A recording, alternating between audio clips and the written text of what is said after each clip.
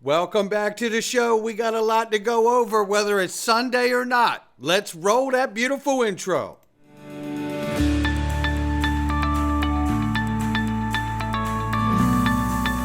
Digital Perspectives with Brad Kimes. Come on in.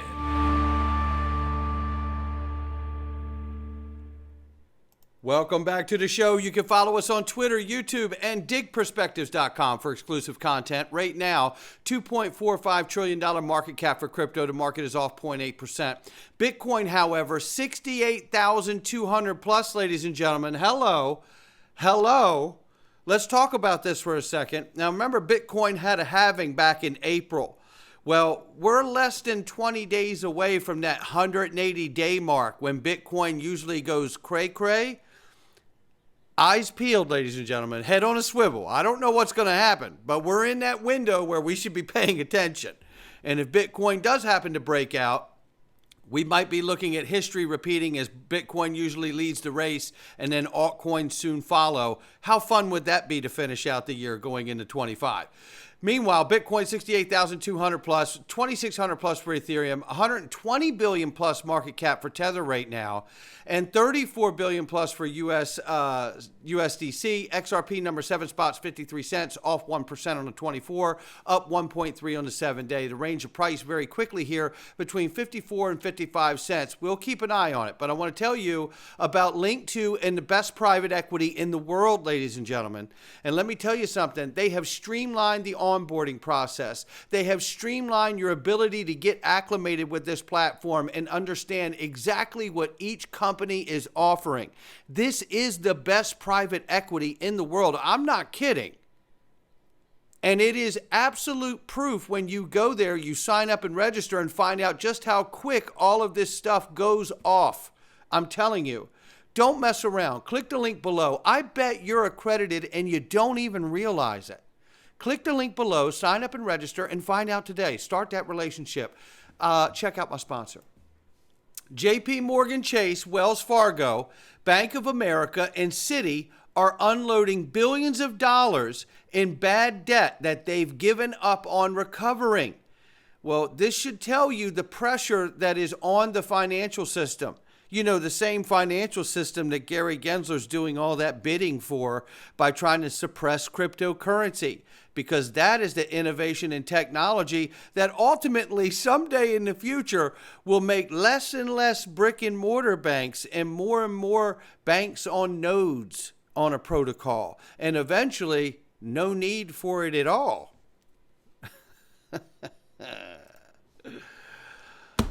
This is more evidence of the trouble that's coming, but I'm showing this to you for a much different reason. The Friday, the First National Bank of Lindsay was closed by the Office of the Comptroller of Currency. Yes, the OCC. With the Federal Deposit Insurance Corporation, yes, the FDIC, appointed as receiver. Now, I'm showing you this because you can see the banks are in trouble, obviously. But I'm showing you this to remind you that Sheila Bair? Yeah, Sheila Bair is her last name. Sheila Bair is going to be an advisor for Ripple and the real USD. Sheila Bair is former FDIC chair. She's been voted the most powerful woman in the world twice. She now joins the ranks of Rosie Rios, the 43rd treasurer, and other high-ranking officials from the government. You tell me what's going on. I love it. SEC greenlights New York Stock Exchange options trading on Bitcoin ETFs. In case you thought it wasn't going to happen, tell a friend, tell a neighbor. Despite a massive $1.1 billion in trading volume over the past 24 hours, XRP remains in the red. We're not surprised, with the price struggling to gain traction. Well, of course it is. Look, I can have fun with these things because I too am suffering, okay? And let's understand that we all wanted Moon a long time ago. But I just want to be, I just want to be very candid, right?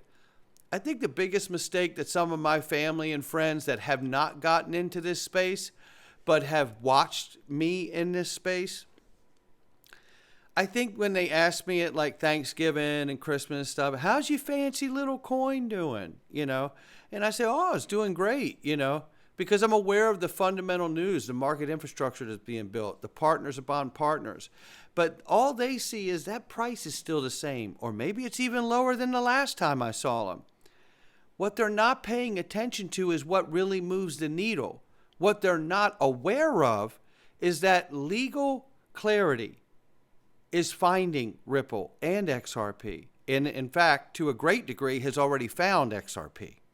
Now, with that being said, legislative clarity for digital assets broadly are coming in a big way, and it probably starts with stablecoins.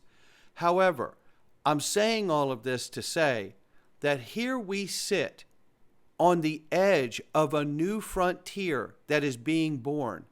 It is an evolution of our financial system, not a revolution. That's why this is going to happen. I'm glad that we have the awareness to be here. You guys know I miss Google. I miss Facebook. I missed all of it.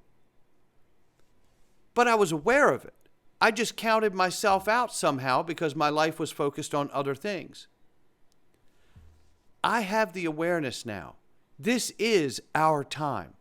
And I firmly believe that we are going to win. And probably in a way that we've never won before financially.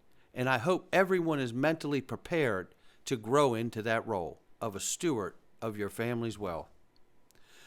BlackRock's largest asset manager is reportedly seeking to disrupt the $3 trillion crypto derivatives market by pushing to have its BUIDL token accepted as collateral. So now we have this investment product that BUIDL has made in conjunction with BlackRock and Securitize, shout out to Carlos Domingo, and now pushing to have their BUIDL token to be so respected, so understood for its value that it could be used as collateral. It's already begun. 48% of Swiss banks are planning or already conducting tokenization use cases, according to a survey conducted by the University of St. Gallen, Mint Minds, and Visions. It's all coming. We know it is, but I want to bring you here. The SEC is not. I'm going to say it again because I want clarity on this. The SEC is not appealing XRP's legal status. XRP is not a security. No doubt about it. And that is a remarkable feeling. But let's move through some other questions because we now know what Ripple, in fact, are going to appeal. The SEC is appealing the summary judgment ruling. XRP sales through exchanges, Ripple's distribution of XRP to employees and others, and Garlinghouse and Larson sales of XRP, which is despicable because they dropped that during the actual case and now are bringing it back. My question now is the same as Ashley Prosper. Despite my overwhelming confidence in the Ripple team, I have thought about what happens if the SEC ultimately wins on programmatic sales. There's a lot of uncertainty, but the thing I walk away with is that XRP would become so much harder for the average person to obtain. So I'm going to keep stacking for as long as I can. Maybe this is our last opportunity. Maybe it's not. I don't take unnecessary risks. Fred Rispoli said right here, and I have it, he said right here, it is possible and legal because the SEC only agreed to voluntarily dismiss the institutional sales claim, not the programmatic sales claim. I never understood why Brad and Chris, lawyers, agreed to that. And then they go on further. But here's what I'll say to this. I'm under the impression that this is about money. However, we need legal answers to understand further about what we're talking about as far as going after programmatic sales. Are they going after programmatic sales to say that the early sales for going to exchanges from Ripple were not done right, so the fine should be larger? Or are they going to appeal that decision in a manner that says not only were they wrong to do it, we should win more money in a fine, but they shouldn't be able to do it anymore? That is the question. And understanding that XRP in and of itself is not a security, one has to ask, how could the SEC have it taken off of exchanges if it literally is no longer being challenged on its status as a security or not? Where this is going, I don't know, but we need some legal help here from the John Deatons and the Jeremy Hogans of the world and Meta Lawman. I will be reaching out to them personally as well, so we'll see if we can get some clarity on that issue. Because if it is, in fact, a situation where we have to be concerned about that idea that it could get harder to get, we need to understand how that could be. How could that come to be? Because it could happen. We don't know. Here's what I do know. I do know this. Back on October 10th, Brad Garlinghouse had retweeted this from Justin Slaughter. He said, look, at this point, I'd admire it if Gary Gensler or Chair Gensler just said openly what he is rumored to say privately, that he is trying to destroy crypto for sake of other markets, and he's willing to bet the SEC's regulatory powers at this Supreme Court while singing Luck Be a Lady Tonight. This is what this guy's willing to do. There is no bounds to this guy, right? One has to wonder also. US dollars, XRP. Listen. What happened, G-Dog? What happened, G-Dog? Who hurt you? Who hurt you? I just have to have it again. What happened, G-Dog? Who hurt you? I tell you what, it does feel like that. It's like, I don't know if this guy, Gary Gensler, when he was a kid, I used to make the joke, and I'm not so sure it's a joke anymore. You know, everybody always had that annoying kid in the neighborhood, right? That was just, no matter how hard you tried to be a friend with him, he just couldn't get it right. And he ends up being that kid where everybody in the neighborhood says, hey, we're all going swimming at Johnson's Pond, right? And then everybody hides in the bushes and then watches him show up to nobody being there. I have a feeling that that's Gary Gensler's life. I don't know. I'd like to ask Gary. And you know what? I'm just the kind of man that if I got a chance to, I would. Before we get out of here, it's Sunday. Let me tell you something. I had a wonderful weekend this weekend. Oh, my gosh. We had such a great time with family. What a great time. I love everybody. They're amazing. But I say this, let's take a look at this. Because tell you who else is amazing. It's Why Crypto. That's right, Ed Grad Crypto. XRP macro drop zone. Listen carefully. And as you're looking at this chart, understand this is an inverted chart. So it's been turned over. Because sometimes you can see the charts clearer when you flip them over. They become easier to see, right? Because sometimes it's easier to see the downside than the upside. But really, the downside of this, you flip it over, is the upside, isn't it? So, looking at this macro drop zone, $15 or 10 times of $15. I want you to listen carefully here. Okay, first things first, don't shoot the messenger. Don't worry, Why Crypto. We will not. We have too much appreciation for you. I'm just here to talk about gravity. That's right, gravity, baby. He says, and it's about to get heavy.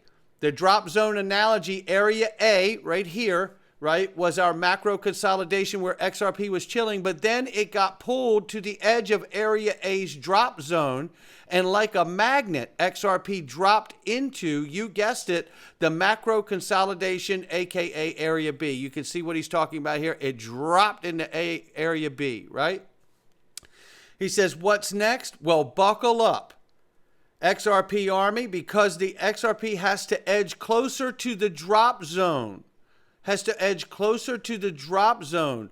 Once it does, which means up here, around that $2 mark. And when it does, he says, once it does, we're looking at a launch from $2 at this drop zone, boom, to $15 in this area B, starred, right? So he says here, but $2. So once we get it at $2, boom, we're looking at a big, big hard shot possibly. After that, the next macro consolidation will happen in Area B starred. Yup, it's like Area B, but with a twist. This will stretch from $15 to $115. So from this point, when we hit the $15 range in this zone, from here to here is $115. Now check out what he's saying, because I know the numbers are getting everybody and they're thinking, clickbait. Keep listening. This is what's so special about XRP, ladies and gentlemen. This might sound wild, but it's actually less volatile compared to the previous and earlier move from when it went from 15 cents to $2, right? In 21-22. The move from $15 to $115, it has a volatility of 667 plus percent. While the explosive leap back in the day from 15 cents to $2 boasted a jaw-dropping 1,233 plus percent. What does this mean? Simply that the price range between $15 to $115 is actually a less volatile move, making it a more stable zone. So you see, this looks like to me, if it becomes more stable move from 15 to 115 bucks as opposed to 15 cents to $2, what that tells me is going from 15 to 115 bucks is more stable, because you're going to see much bigger money moving in, which hints to institutional movement on the chart in my eyes. $2 is the trigger that ignites the drop zone. We need to be aware of that. Once that's lit, we're headed for a whole new cycle with 2 digits on the board, ladies and gentlemen. I love it. Stay strong and stay steady, and we will, because we've got Egg Red Crypto in our corner. Not financial advice from me or anyone else. It's just my digital perspectives. I'll catch all of you in the Freedom Zone, because that's where we're going today, and you're going to want to come with me. Oh, my goodness. We're going to talk about lawfare, ladies and gentlemen, and data dump. We're getting ready to see a data dump, and it's going to tell on the government in ways you've never thought of before. We're going into the Freedom Zone right now.